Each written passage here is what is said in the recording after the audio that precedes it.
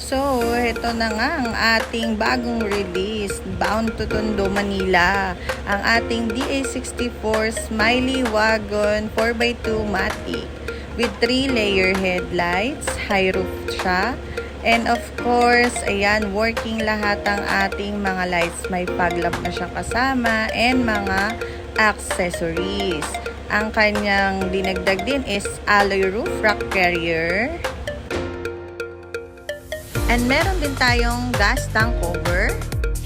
And syempre, automatic sliding door ang ating DA64W Smiley Wagon. Dual power sliding yan siya. Yung color is si client ang nasunod. So, lahat, pati tail lights, yan, gumagana siya. So, signal light, yan, working. This is NV100 Clipper. So, Nissan ang kanyang brand. Ayan, may auto step board din siya. And of course, naka-leather upholstery na din to siya. So, yan ay galing kay client ang kanyang design. So, of course, ang atin ding panel board and dashboard, ayan, kitang-kita pulido siya. Meron din siyang 9-inch Android touchscreen with reverse camera. And of course, ayan, naka-captain seats. Kapag wagon, ayan, captain seats yan siya. Naka-vinyl matting na rin siya, fixed type. So, power retractable side mirror na rin siya. Ayan, power windows.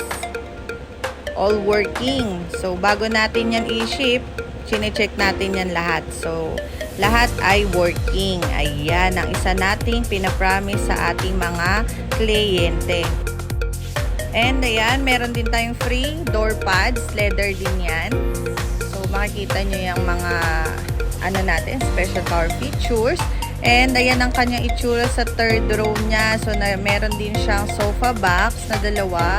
Naka VIP ceiling, request din ni client yan.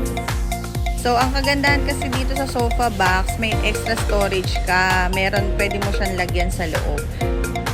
So, ang kanyang VIP ceiling, ayan, request niya yan. Pwede kayo mag-request kung may gusto kayong ipagaya na design, gagawin natin yan.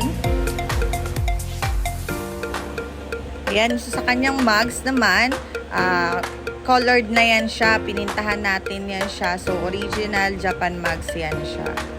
And ang body color niya is Inferno Orange with request ng black yung roof hanggang dun sa kanyang hood. So, request ni client yan. Lahat na sunod naman natin, no? So, magkano nga ba inabot nitong unit na ito? Inabot siya ng 330,000 pesos kasama ang shipping fee bound to Tondo, Manila via Span Asia Corporation. So, made to order basis tayo. So, ayan naman yung pag-ship natin, no? Makikita nyo guys, solo siya sa container niya.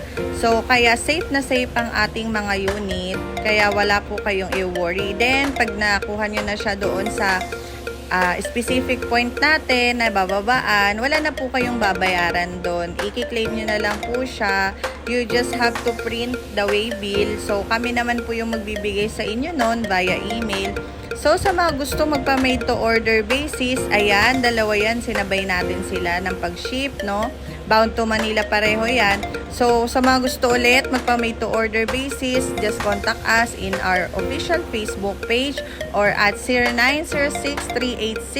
0906-386-3171 or 0906-300-1680. So, ayan, sinisecure talaga natin, papakita lang natin dito mga kawils sa kung paano natin siniship yung ating unit. So, lahat yan, kompleto na yan, may ORCR na yan, nakapangalan sa ating client. So, yun lang!